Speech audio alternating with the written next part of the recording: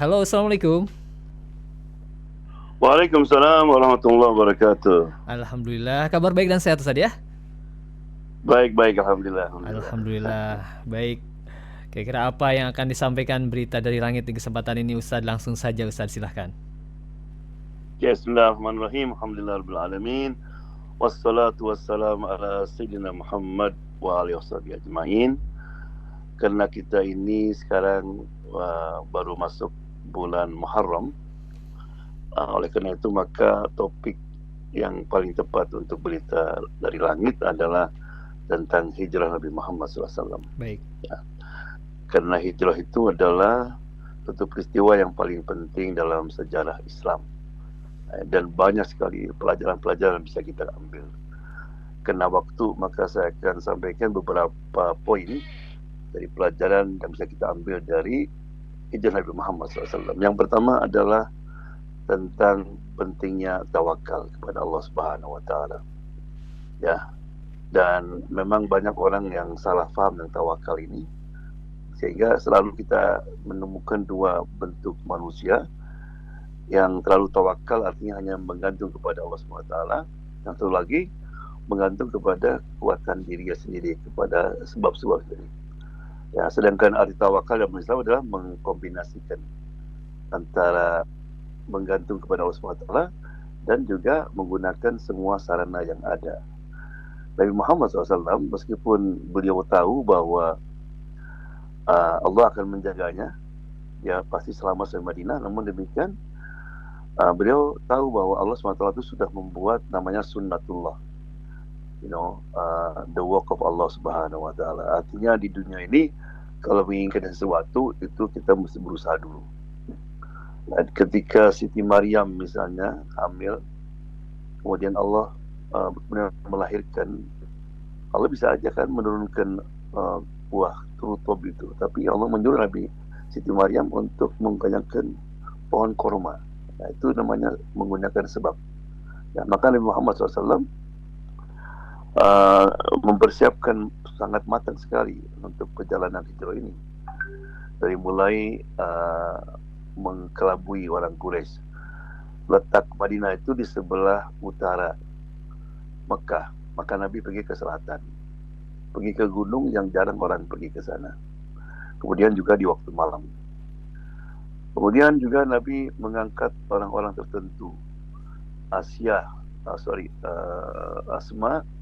ditugaskan untuk mensuplai makanan, karena Nabi akan tinggal di situ beberapa hari.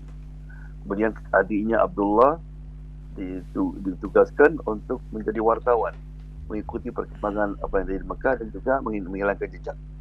Bahkan Nabi mengangkat seorang non-Muslim, karena hanya dia yang tahu jalan ke Madinah yang tidak biasa digunakan oleh orang-orang Quraisy. Oleh karena itu ketika Abu Bakar khawatir, karena akhirnya kan orang-orang Quraisy sampai juga di buka gua itu. Ya, maka ketika Abu Bakar khawatir, ya Rasulullah, kalau salah seorang mereka bungkuk pasti akan lihat kita kalau habis binasa. Maka Nabi dengan tenang sekali, la tahzan innallaha ma'ana, don't worry. Jangan takut, Allah bersama kami. Nah, kenapa? Karena Nabi sudah menggunakan segala sebab, menggunakan segala syarat, bertawakal. Nah, kalau kita perhatikan apa yang terjadi di Gaza sekarang, ini adalah manifestasi daripada ketawakalan orang-orang Gaza. Yang pertama, tawakal dengan Allah Subhanahu Wa Taala itu jauh sebelum tanggal 7 Oktober itu mereka sudah betul-betul kembali ke Allah Subhanahu Wa Taala, diimbing oleh dulu Syekh Yasir. Hampir semua para pengikut Qassam Hamas itu hafal Quran mereka. Dan syaratnya untuk bisa jadi anggota Qassam itu mesti salat subuh berjamaah, harus punya hafalan Quran dan sebagainya. Namun demikian, mereka juga bertahun-tahun sibuk membuat tunnel, membuat peluru, senjata. Jadi punya persenjataan lengkap yang kuat untuk perang berapa tahun. Nah ini, ya, oleh karena itu maka 10 tahun yang lalu orang tidak pernah bisa membayangkan, negara, yang dianggap tentaranya terkuat yang keempat di dunia ini ditopang oleh Amerika, oleh Barat, sampai sekarang tidak bisa mengalahkan, you know, tentara yang dianggap dibandingkan uh, apa namanya teknologinya yang sangat primitif. Senjata mereka sangat primitif dibandingkan dengan apa yang mereka oleh musuh-musuh mereka. Namun demikian sampai sekarang mereka tetap menang. Ya, itu perjalanan pertama. Ya, tawakal. Yang kedua, dari hijrah kita bisa ambil pelajaran bahwa innal aqibata lil muttaqin. Bahwa the end of game, akhirnya kemenangan itu ada pada orang-orang yang bertakwa kepada Allah SWT. Jadi meskipun hebatnya kebatilan, ya, itu merajalela, kemudian mereka kelihatannya sangat kuat, itu suatu kali dia akan hancur. Dulu orang nggak pernah bayangkan bahwa Firaun akan tumbang, Namrud akan tumbang, ya. Dan demikian juga konsep kemenangan dalam Islam itu bukan hanya mengalahkan musuh, you know, secara militer. You know, kalau kita bisa berpegang tetap kepada kebenaran, itu kemenangan. Berpegang kepada prinsip itu kemenangan. Nah, Hamzah bin Abi Thalib, Mus'ab, kedua-duanya meninggal dalam perang Uhud. Mereka tidak melihat Fatah Mekah, tapi oleh Allah mereka dianggap kemenangan, ya, menjadi syahid. Yang ketiga, yang hijrah mengajar kepada kita bahwa Allah itu pasti akan menjaga, memelihara orang-orang yang berjuang di jalan Allah Subhanahu wa taala. Pasti. Right? Maka ketika Nabi Musa dan Harun akan menghadap Firaun, mereka takut. Right? Apa kata Allah? La takhafa innani ma'akuma asma'u wa ara. Jangan takut, karena sesungguhnya aku bersama kamu. Aku mendengar dan melihat. Allah, ma'akuma. Ini hanya untuk Musa dan Harun, bukan siapa saja sekarang ini. Jadi Allah SWT akan bersama orang-orang yang dekat kepada Allah Subhanahu wa taala. Makanya ketika Ibrahim alaihissalam akan dilemparkan ke dalam api, itu para malaikat sibuk. Malaikat gunung menawarkan untuk menghancurkan api dengan gunung. Malaikat hujan demikian juga. Jibril. Apa kata Ibrahim? Hasbunallah wa ni'mal wakil. Hasbunallah wa ni'mal wakil. Allah is sufficient.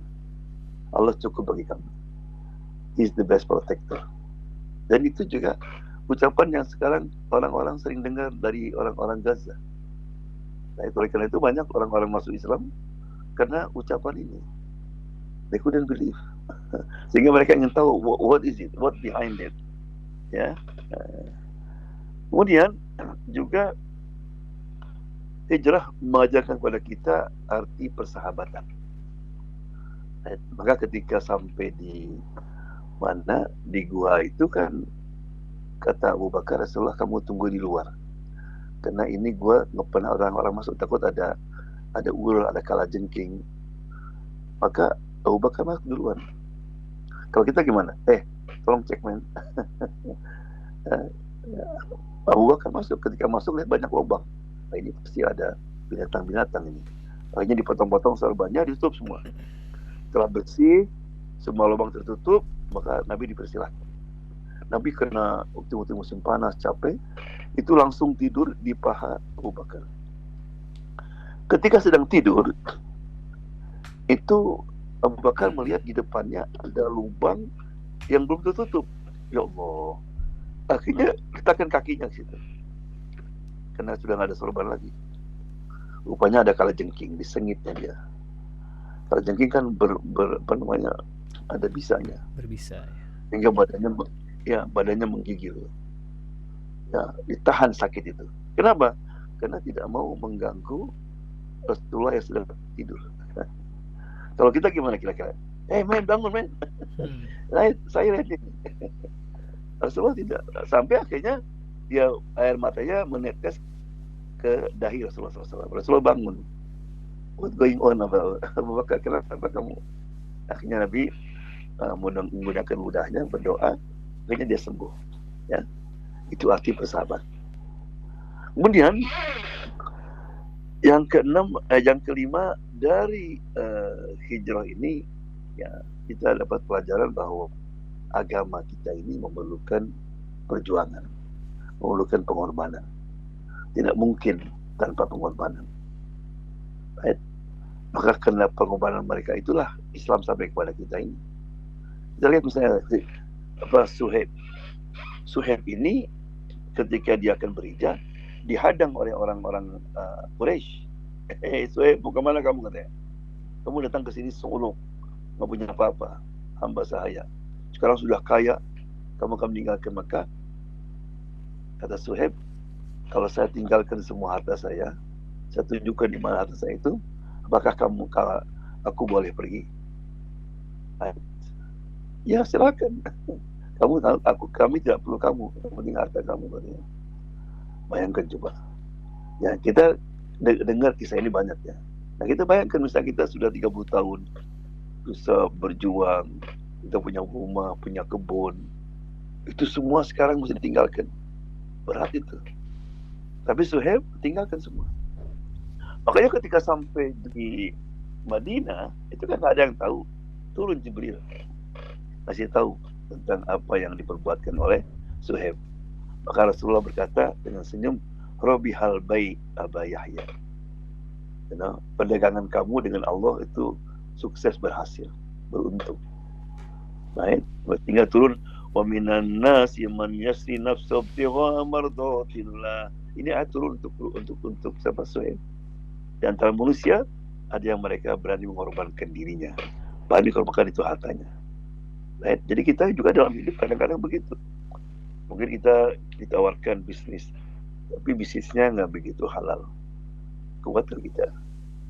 Baik, Yusuf alaihissalam itu ketika itu hanya digoda oleh Zulaikha masih bertahan ya. Tapi setelah semua perempuan mereka potong jarinya itu, semua menggoda Yusuf. Maka Yusuf, Rabbi sijnu ahabbu ilayya, aku lebih baik masuk penjara daripada aku harus berdosa, berbuat yang baik. Demikian juga. Right? Kemudian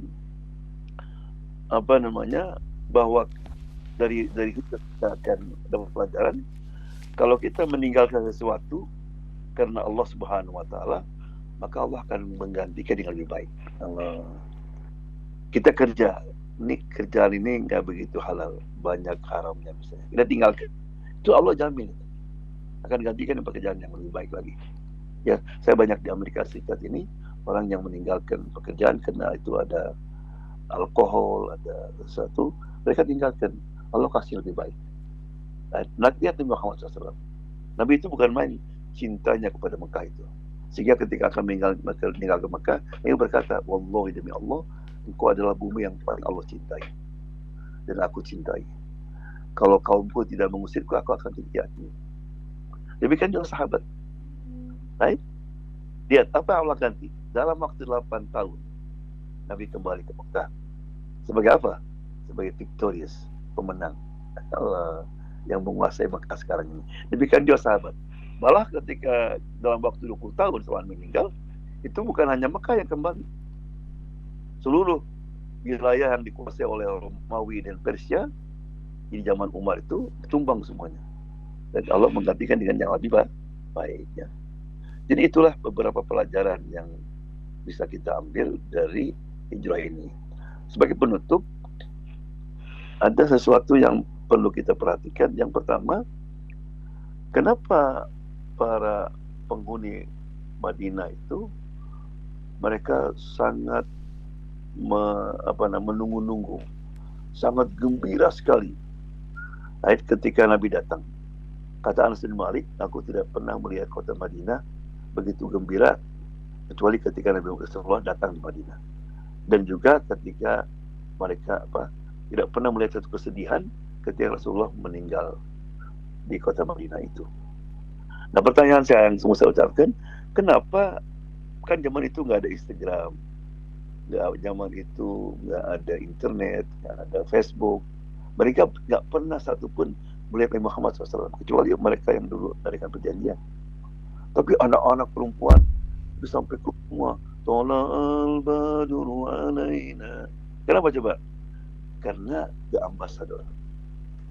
Kena ambasador Nabi Suhaib bin Umair. Jadi Suhaib ini ketika hidup 2 tahun sebelum hijrah itu, dia adalah manifestasi sebagai contoh siapa Nabi Muhammad. Jadi mereka mengambil kesimpulan, jadi kalau utusannya saja begitu, akhlaknya begitu tinggi, begitu pintar, sopan dan sebagainya, bagaimana yang mengirimnya? Right? Maka saya sudah selalu mengatakan kepada para jamaah di Amerika, be the ambassador of Islam. Jadilah seorang ambasador Islam. Sehingga ketika banyak di sini orang masuk Islam karena itu. How dipikir Muslim? Oh, saya ketemu, baru kemarin saya ngawinkan orang Amerika tapi keturunan Jepang. Rupanya sama-sama kerja dengan seorang Muslim anak muda di Costco. Akhirnya dia kaget karena anak muda ini nggak merokok, nggak kumpul-kumpul minum-minum, right? Datang kemudian jam sekian baik dia pergi salat dan sebagainya. So this man is different katanya. Akhirnya bilang because I'm Muslim. Akhirnya belajar Islam 3 tahun yang lalu. Alhamdulillah kemarin dia kawin. Masuk Islam kenapa? Karena melihat Islam dalam tingkah laku anak muda itu. Right? Yang terakhir, mari kita berhijrah. Dari mana? Dari Makkah Madinah bukan. Itu sudah nggak ada lagi. Kata Nabi, al-muhajir man hajara ma haramallah. Muhajir itu adalah orang meninggalkan apa yang tidak disenangi sama Allah Subhanahu wa taala. Mari kita lihat rumah kita, kira-kira apa yang kalau Allah melihat nggak senang. Ya, anak kita, usaha kita, dan sebagainya kita lihat. Ayat kebiasaan hijau daripada akhlak yang buruk pada akhlak yang baik. Kebiasaan buruk kepada kebiasaan yang baik dan sebagainya. Ya, jadi mudah-mudahan insya Allah kita termasuk orang yang muhajirun, ya, min akhlaqis sayyi'ah ilal akhlaqil hasanah. Ya. Jadi itulah beberapa pelajaran dari hijrah Nabi Muhammad SAW. Ya. Baik Ustadz, terima kasih. Jadi hijrah ini merupakan salah satu peristiwa paling monumental mungkin ya Ustadz ya dalam sejarah Islam ya. Iya, Jadi penting. banyak makna dari hijrah tersebut. Salah satunya pengorbanan Ustadz ya. Masya Allah Rasul telah mencontohkan pengorbanannya sehingga risalahnya sampai kita saat ini Ustadz ya. Juga. Masya Allah. Ya. Baik Ustadz. Ustadz di Amerika sendiri Ustadz untuk hijriah ini terutama di masjid-masjid ada mungkin yang spesial barangkali Ustadz? Atau biasa saja? Jadi, ada ya tetap ya? Iya nanti tanggal 16 ini kita ada acara khusus, kita mengundang qori-qori yang terkenal, kemudian ceramah, kemudian nanti buka bersama hampir semua masjid itu. Masya Allah, Masya Allah. Ya. Baik Ustadz, terima kasih atas waktunya, atas berita dari langitnya terkait makna hijrah. Masya Allah, banyak poin juga yang bisa kita pelajari, kita amalkan juga. Terima kasih Ustadz sekali lagi. Semoga diberikan kesehatan dan kelancaran dalam dakwahnya di Amerika sana Ustadz ya. Assalamualaikum warahmatullahi wabarakatuh. Assalamualaikum warahmatullahi wabarakatuh.